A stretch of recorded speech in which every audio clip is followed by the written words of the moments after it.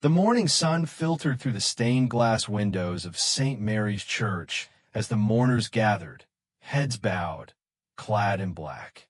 At the front of the chapel stood Olivia Hartley, her face half hidden beneath a black veil, her shoulders trembling ever so slightly as if struggling to hold back tears.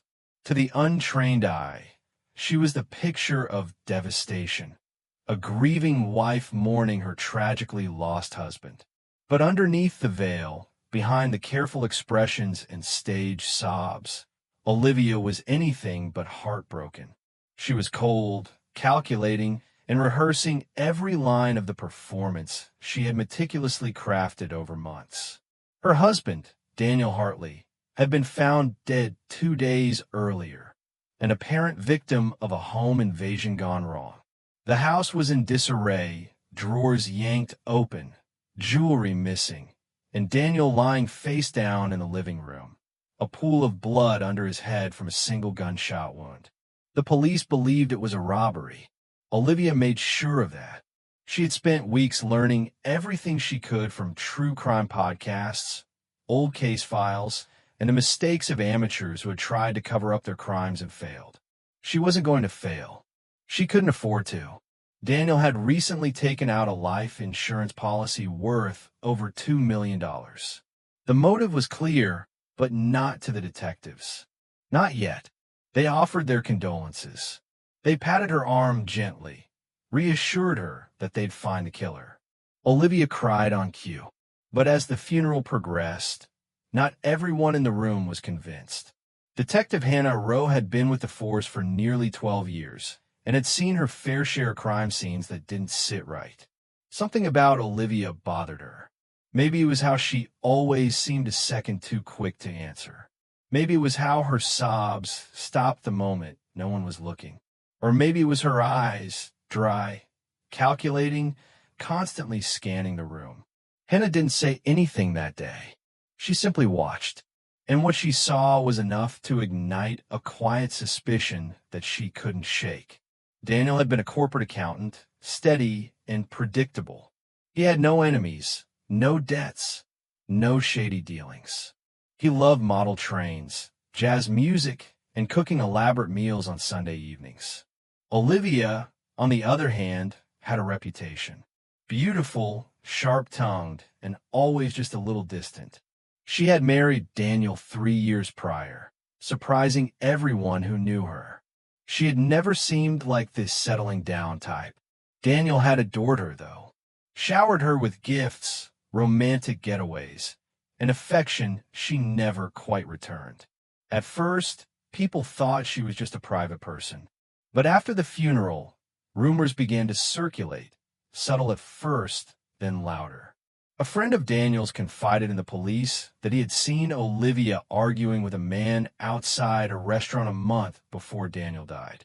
Another neighbor recalled strange noises late at night and Daniel looking withdrawn and nervous in the weeks leading up to his death. Still, none of it was enough to point fingers. Olivia went back to the house she had shared with Daniel, now alone and dripping in luxury. She poured herself a glass of red wine and walked barefoot through the halls, humming softly to herself. It was done. She had played the part. She had set the stage.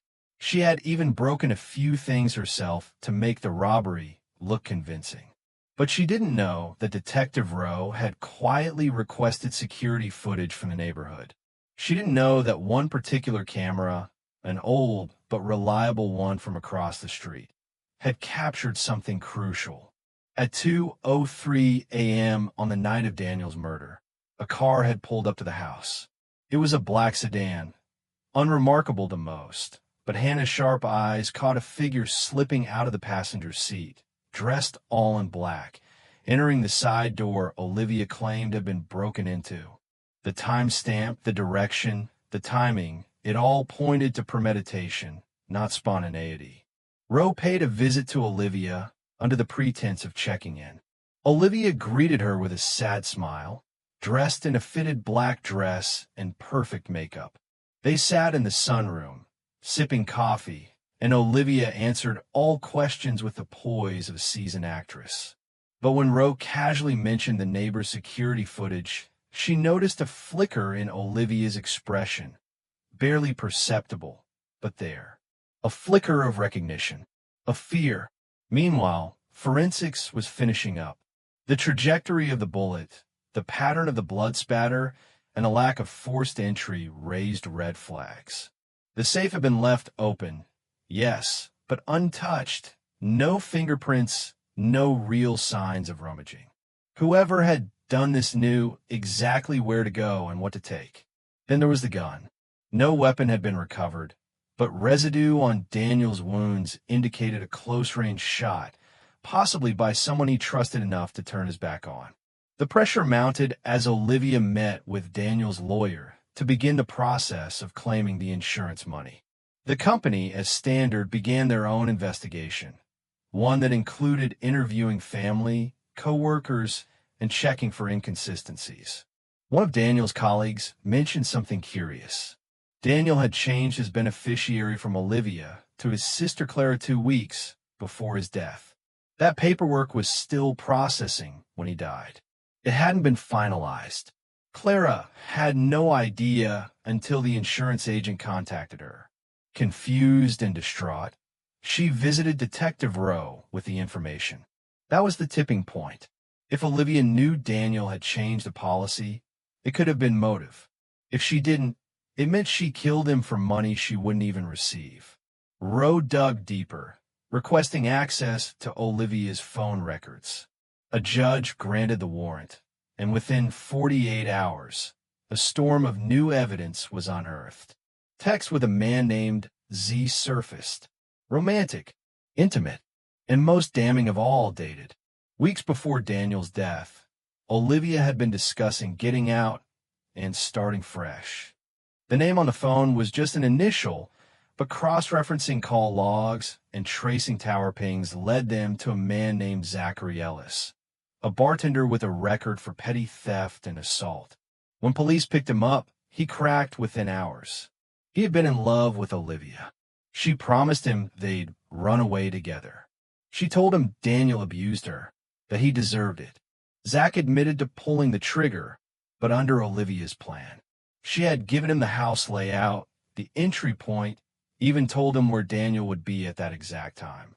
Olivia had waited upstairs, pretending to sleep, ready to call the police the moment the deed was done. But she hadn't counted on Zach folding. She hadn't expected him to bring the phone with the texts, or that police would track the car he used, which turned out to be a rental in Olivia's name.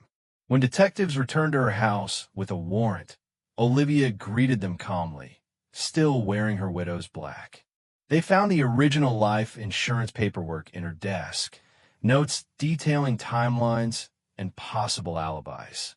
They even found a pair of gloves in the laundry room, tucked behind the washing machine, covered in trace residue that matched Daniel's blood. The performance was over.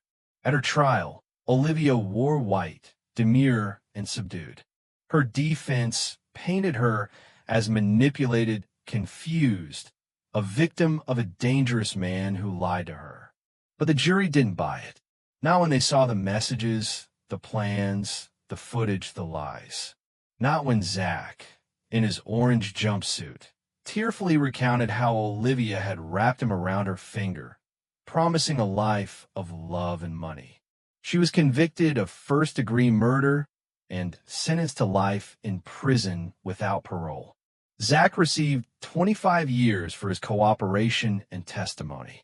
News outlets ran the story with every kind of headline imaginable. Black Widow's Web, Mourning Dress, Murderous Heart. She played the widow, but she was the killer. The public was shocked. But those who knew Olivia, they weren't. They said she had always been capable of great charm and great cruelty. In prison, Olivia tried to maintain the same poise she had in court, but it didn't take long for that facade to crack. She was no longer the elegant wife sipping wine in her sunroom. She was inmate number 28344, a name on a list, a number behind bars. Alone. The millions she thought she'd inherit went to Daniel's sister, who used the money to open a scholarship fund in Daniel's name for students in financial need. The man who loved trains, jazz, and cooking was remembered not for the way he died, but for the gentle, quiet way he lived. And Olivia?